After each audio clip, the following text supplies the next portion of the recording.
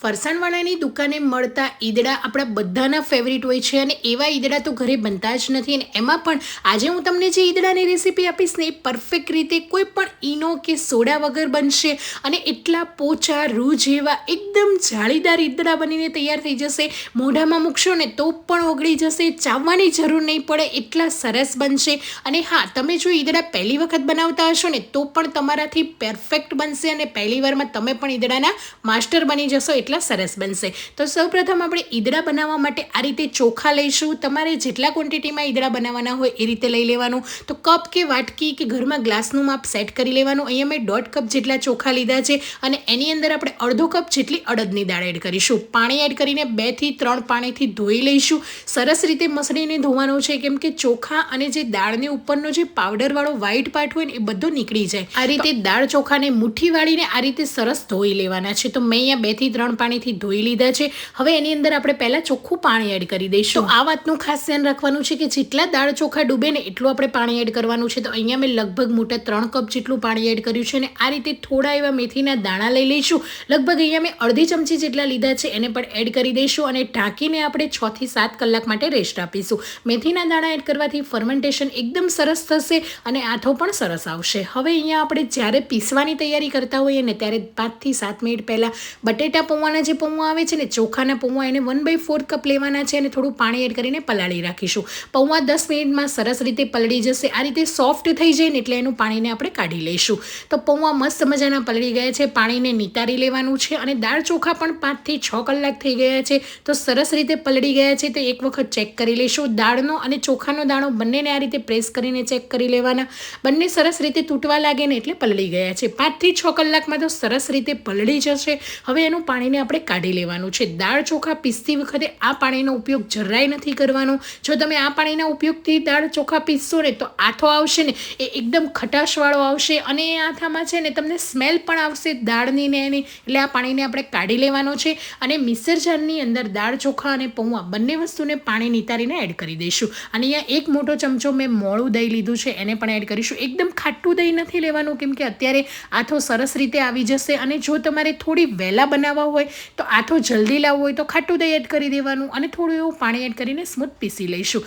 એકદમ fine paste તૈયાર કરવાની છે. વધારે મોટા દાણા કે મોટી કણી ના રહેવી જોઈએ. તો આ રીતે એકદમ ફાઇન પીસશું ને એટલે એના ઈદડા મસ્ત બનશે.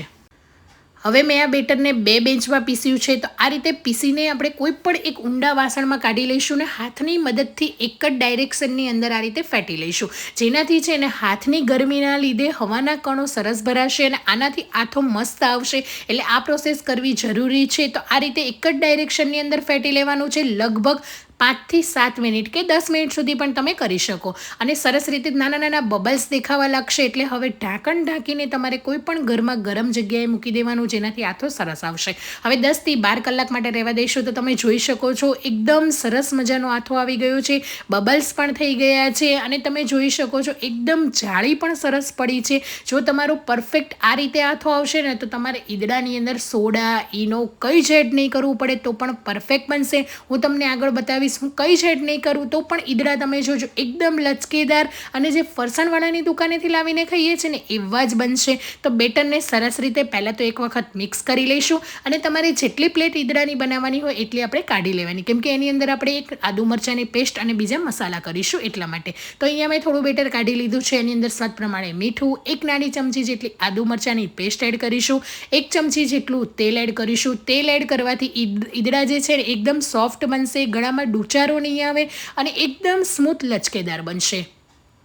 બસ બધી વસ્તુને સરસ રીતે મિક્સ કરી લેવાનું. હવે બેટર તમે જોઈ શકો છો વધારે પડતું કઠણ કે એકદમ બેટર છે ને એ ઢીલું આ રીતે રાખવાનું છે તો જ તમારા ઈદડા પરફેક્ટ બનશે. તમે ઘટ બેટર કરી દેશો ને તો ઈદડા તમારા સોફ્ટ નહીં બને, એકદમ કઠણ બનશે. હવે આ રીતે સ્ટીમરની પ્લેટને કે જે પણ થાળીમાં તમારે ઈદડા મૂકવાના હોય એને તેલથી સરસ રીતે બધી સાઈડથી ગ્રીસ કરી દેવાનું અને બેટરને એડ કરી દેવાનું. હવે અચકચરા વાટેલા મરીનો પાવડર એડ કરવાનો. મરીના 2 થી 3 ફાડા થાય ને એ રીતે વાટવાના છે. વધારે વધારે પડતો એકદમ ફાઇન પાવડર નથી કરવાનો, કેમ કે આનાથી જ એકદમ ઈદડાનો લુક અને ટેસ્ટ સરસ આવતો હોય છે.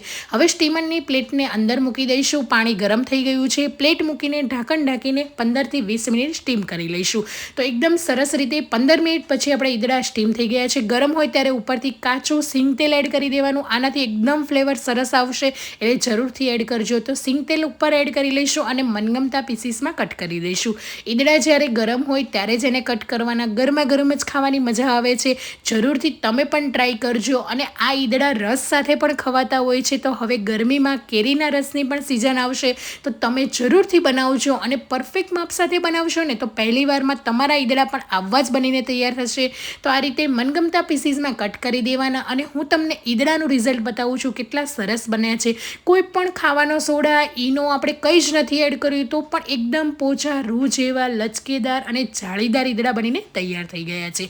તો જરૂરથી એકવાર ટ્રાય કરજો અને મને કમેન્ટ બોક્સમાં જણાવજો કે આજની ગુજરાતી ઈદડાની રેસીપી તમને કેવી લાગી. તો ઈદડા હું તમને અંદરથી બતાવું છું કે કેટલા જાળીદાર અને સોફ્ટ બન્યા છે. તો તમે જોઈ શકો છો એકદમ સરસ એવા. ઘરમાં દાંત વગરના વડીલો હશે ને તો પણ સડસડાટ કરતાં ગળેથી નીચે ઉતરી જશે, એટલા સરસ મજાના બન્યા છે. જરૂરથી ટ્રાય કરજો. અને ગ્રીન ચટણી સાથે ગરમા ગરમ ઈદડાને સર્વ કરો અને મને કમેન્ટ બોક્સમાં જણાવજો કે આજની ગુજરાતી સુરતી ઈદડાની રેસીપી તમને કેવી લાગી. મળીએ એક નવા વિડીયો સાથે. આવજો. જય શ્રી કૃષ્ણ.